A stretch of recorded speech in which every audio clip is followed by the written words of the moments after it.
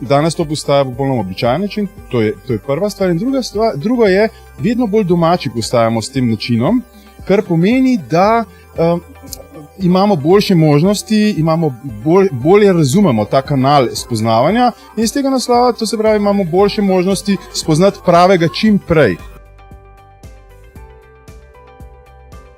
Poznam dva para, ki sta se spoznala. Če je pred leti marsikomu šlo še nekoliko težko z jezika, da so se spoznali